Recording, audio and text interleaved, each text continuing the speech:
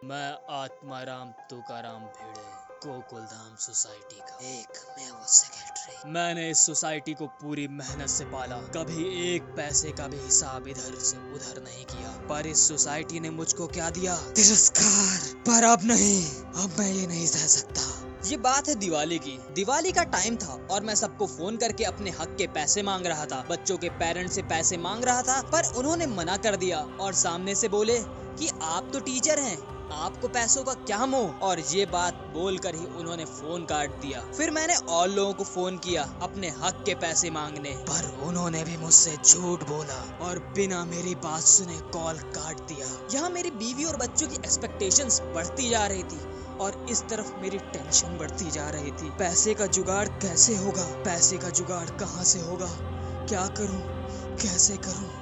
कुछ तो करना होगा, नहीं तो ये दिवाली बर्बाद हो जाएगी। मैं मेरी माधवी और सोनू के चेहरे पे मुस्कान देखना चाहता हूँ। अभी मुझको एक आइडिया आता है कि अपने खास दोस्त सोडी से मदद मांगता हूँ, ये सोचकर कि वो तो यारों का यार है, वो तो मेरी मदद जरूर करेगा। सोडी पैसे गिन रहा था और मुझको लगा मेरा काम हो जाएगा, पर नहीं, सोडी ने भी मुझको बहाना देकर भगा दिया। उसने मेरे सामने शिस्त और आदर्शों का ज्ञान दे दिया। यहाँ सबकी दिवाली अच्छी जा रही थी और मेरी टेंशन भरी। मैं परेशान चला जा रहा था।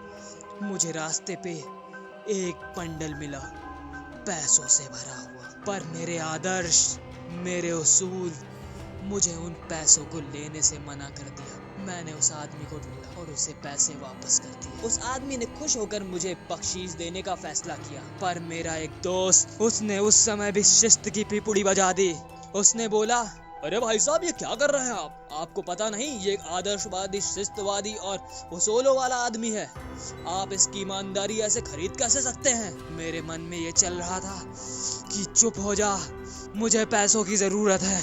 यहाँ पर तुम कैसे ये सब बोल सकते हो? चुप हो जाओ, चुप हो जाओ। वो आदमी बोला, अरे भाई साहब, मुझे पता नहीं था, सॉरी, मैं आपका अपमान नहीं करना चाहता था। मैं अब आपको पैसे नहीं ऑफर करूंगा। अगर आपको कोई जरूरत हो तो आप मुझे जरूर बोलिएगा। मेरे मन में बस यही चल रहा था, अगर ये इंसान आज मेरे शिस्त का ज्ञान न देता तो आज मेरे पास पैसे होते, मेरे घर में पैसे होते, मैं इस समस्या से दूर होता। मैं फिर अकेला दुखी पैसों का अरेंजमेंट तक नहीं कर पाया। यहाँ मेरी बीवी और बच्चे लिस्ट बना रहे थे कि दिवाली पे शॉपिंग क्या करेंगे। इस तरफ मेरे दिमाग में ऊट पटांग ख्याल आ रहे थे। मेरे दिमाग में तो ये तक ख्याल आ गया कि चलो अपनी सोसाइटी के सबसे अमीर आदमी को किडनैप कर लिया जाए, उससे फिर फिरौती की रकम से कम मेरी बीवी और बच्चे दिवाली तो मना लेंगे। पर फिर मेरे शिस्त, मेरे उसूल, मेरे आदर्श मेरे सामने आ जाते हैं। अरे ये क्या सोच रहा हूँ मैं ऐसा तो नहीं हूँ, ये सब गलत है। मैं एक ईमानदार और शिष्टवादी शिक्षक, मुझे ये सब नहीं करना है, ये सारी चीजें गलत हैं। दिवाली की रात मैं और मेरा परिवार उदास और मायूस अपने घर के एक कोने में बैठे। पूरी सोसाइटी दिवाली का मजा ले रही थी। पूरी सोसाइटी में किसी ने मेरी मदद नहीं की। मुझको क्या मिला मेरी सच्चाई, मेरे उसूल, मेरे आदर्श भरी जिंदगी से? ना पैसा, ना इज्जत, ना नाम, ना एक अच्छा पति बन पाया, ना एक अच्छा पिता,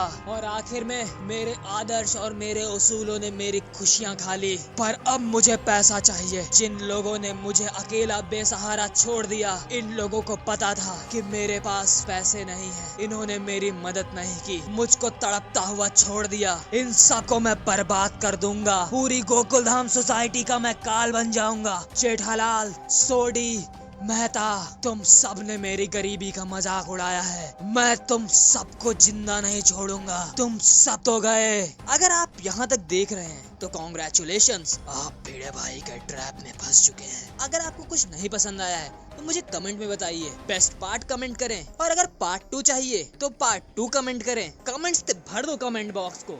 लाइक करो, शेयर करो, सब्सक्राइब माई चैनल, क्योंकि अभी तो बहुत कुछ होने वाला है।